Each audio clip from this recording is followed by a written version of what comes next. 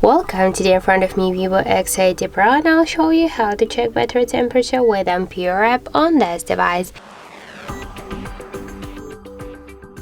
So to do that, we should first open the Play Store, and here in the search bar let's enter Ampere. Now we should get this application, that's why tap here to install and wait a couple of seconds while this application downloading and then installing on your device. After that, just tap here to open the app, click yes, I agree, pick close. On the left down corner tap to OK, and here we can see the information with our device battery temperature. In my case that's 33 and 4 degrees. Also we can find here more information like the battery level, health, capacity, device voltage, Android version, device model, and more other info.